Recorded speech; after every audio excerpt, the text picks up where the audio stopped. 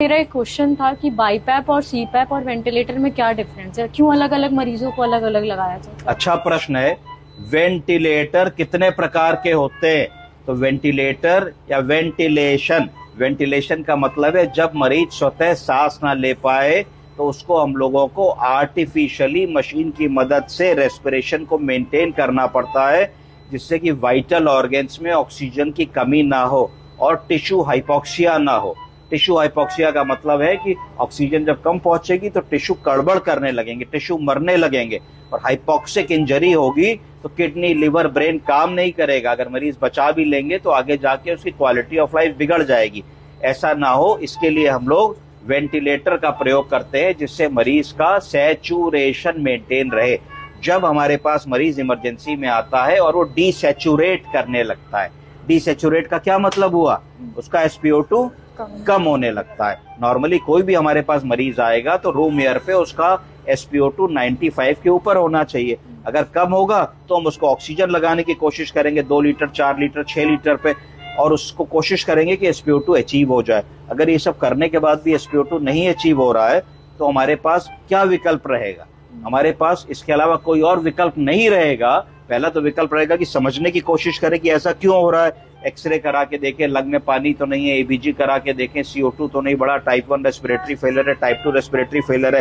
History लेके देखें, दमा, अस्थमा, स्मोकिंग की कोई हिस्ट्री तो नहीं है, कोई पल्मोनरी ट्यूबरकुलोसिस की हिस्ट्री तो नहीं है। पर ये सब तो बातें हो गई। मुद्दा होगा कि कैसे हम उस गोल्डन आवर में 15-20 मिनट, 30 मिनट के समय में, जो मरीज के लिए क्रूशियल है, जब उसका SpO2 गिरता चला जा रहा है तो उसको बचावे कैसे? क्या ऐसा कर दें कि मरीज की लाइफ बच जाए, जब तक हमको आगे फर्दर सपोर्ट आ रहा है या फर्दर हम उसको बड़े अस्पताल रवाना कर रहे हैं। सुरक्षित रूप से उसकी जान को कैसे बचाया जा सकता है? आसान है। सबसे पहले अगर मरीज की चेतना का स्तर है और मरीज कॉन्शियस है और ओरिएंटेड है और अपने एयरवे को मेंटेन कर पा रहा है, खकार पा रहा है, बलगम निकाल पा रहा है, कहने पे नाम बता रहा है, तो हम ऑक्सीजन के बाद उसको निबलाइज कराएंगे। अगर ब्रोंकोस्पैज्म होगा तो वो रिलीव हो जाएगा और उसका SpO2 बढ़ने लगेगा। अगर इसके बाद भी हमें ऐसा लगता है कि वो रिलीव नहीं हो रहा है तो हम बाईपैप मशीन का इस्तेमाल करेंगे। बाईपैप एक नॉन इन्वेजिव वेंटिलेटर होता है। ये क्या करता है? ये एक मास्क की तरीके से आपके मुंह और नाक को के ऊपर लगा दिया जाता है। इस मास्क को कहते हैं ओरोनेजल मास्क। ओरोनेजल मास्क का मतलब है उसने मुंह और नाक की कैविटी को क्लोज कर दिया, जैसे साहब ने लगा है ओरोनेजल मास्क। अब इसमें क्या हो रहा है? ये सांस अपनी ले रहे हैं। इस सांस में हमने मशीन में जितना सेट कर दिया है प्रेशर, उतने प्रेशर से वो सांस अंदर चली जा रही है। तो क्या हो रहा है कि इनकी जो छोटी सांस थी, ऐसे सांस ले रहे थे, तो छोटी सांस में जो टाइडल वॉल्यूम अंदर बन रहा था, गुब्बारे को छोटी फूंक से अगर फुलाओगे तो छोटा फूलेगा, छोटा छोटा फुला रहे थे। हमने क्या किया कि उसमें टाइडल वॉल्यूम या प्रेशर बढ़ा के सेट कर दिया। तो बढ़ा के सेट करने से इनकी छोटी सांस जब इन्होंने ली तो इतनी ली, हमने क्या किया, इतनी इतनी कर दी। तो जैसे ही जब लंग पूरा फैलने लगा तो लंग का सरफेस एरिया बढ़ गया। जब सरफेस एरिया बढ़ गया तो गैस के एक्सचेंज का एरिया बढ़ गया। तो खटाक से मरीज का SpO2 मेंटेन हो गया और उनको सांस लेने में आराम आने लगा। उनकी सांस फूलना धीरे धीरे बंद हो गया।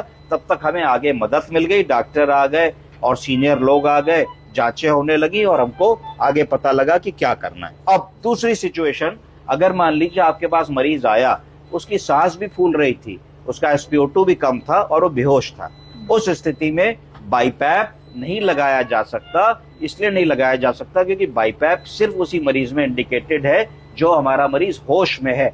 अन्यथा क्या होगा कि जो भी मुंह का थूक, लार, गंदगी बन रही है, बाईपैप की हवा के साथ साथ वो भी लंग्स में चली जाएगी और लंग्स में जाकर के एस्पिरेशन करेगी। ओरल कंटेंट, गैस्ट्रिक कंटेंट, मुंह का कंटेंट, सलाइवा, फॉरेन बॉडी भी लंग में चली जाएगी, जिसके कारण हम एक और बड़ी ग्रेव समस्या में आ जाएंगे।